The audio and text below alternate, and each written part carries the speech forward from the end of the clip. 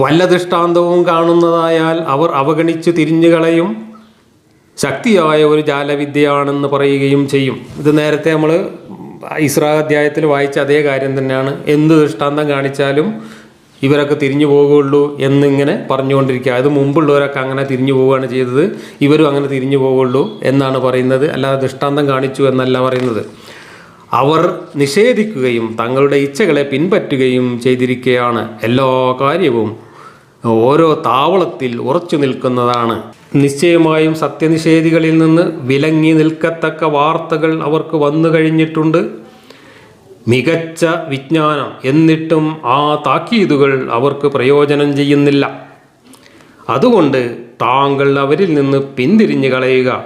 വളരെ അനിഷ്ടകരമായ കാര്യത്തിലേക്ക് ഒരു വിളിക്കുന്ന ആൾ വിളിക്കുന്ന ദിവസം അവരുടെ ദൃഷ്ടികൾ ഭയന്ന് സവിനയം ചിന്നിപ്പരന്ന് വെട്ടുകിളികളെപ്പോലെ കബറുകളിൽ നിന്നും അവർ പുറത്തു വരുന്നതാണ്. അപ്പോൾ അന്നത്തെ ഈ മക്കയിലെ മുശ്രിക്കുകൾ മുഹമ്മദിൻ്റെ ഈ ജൽപ്പനങ്ങളൊന്നും കേട്ടിട്ട്, ഈ പഴംപുരാണങ്ങളൊന്നും കേട്ടിട്ട് മുഹമ്മദ് പറയുന്നത് വിശ്വസിക്കാൻ തയ്യാറായില്ല.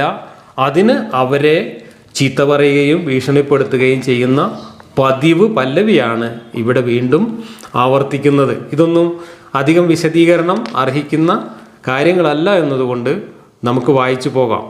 വിളിക്കുന്ന ആളിലേക്ക് കഴുത്തു നീട്ടി ധൃതിപ്പെട്ടവരായും കൊണ്ട് ഇത് വിഷമമേറിയ ഒരു ദിവസമാകുന്നു എന്ന് സത്യനിഷേധികൾ പറയും. ഇതൊക്കെ ലോകാവസാന നാളിലുള്ള സംഭവങ്ങളാണ്. അന്ന് ഭൂമിയിലുള്ള ആളുകളാണ് ഇതിൻ്റെ ഭീകരത മുഴുവൻ അനുഭവിക്കുക. അത് തന്നെ ഒരു അനീതിയല്ലേ? അത് ഞാൻ മുമ്പ് ചർച്ച ചെയ്തിട്ടുള്ളൊരു കാര്യമാണ്. ലോകം അവസാനിക്കുന്ന സമയത്ത് ഭൂമിയിൽ ജീവിച്ചിരിക്കുന്ന ആളുകളാണ് ഏറ്റവും വലിയ ഭീകരത അനുഭവിക്കുന്നത്.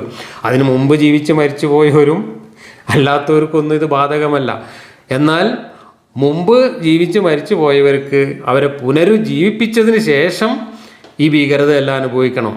അന്ന് ജീവിച്ചിരിക്കുന്നവർക്കാകട്ടെ ഇത് രണ്ടും അനുഭവിക്കണം. ഏത് ലോകം അവസാനിക്കുന്നതിൻ്റെ ഭീകരതയും അനുഭവിക്കണം, അത് കഴിഞ്ഞ് ലോകം അവസാനിച്ചതിന് ശേഷമുള്ള മറ്റ് ഭീകരതയും അനുഭവിക്കണം. അപ്പോൾ ലോകാവസാനം നടക്കുന്ന സമയത്ത് ജീവിച്ചിരിക്കുന്നവർക്ക് കുറച്ചേറെ ബുദ്ധിമുട്ട് അള്ളാഹു ഒരുക്കി വെച്ചു എന്നർത്ഥം. അത് അനീതിയല്ലേ എന്നാണ് എൻ്റെ ചോദ്യം.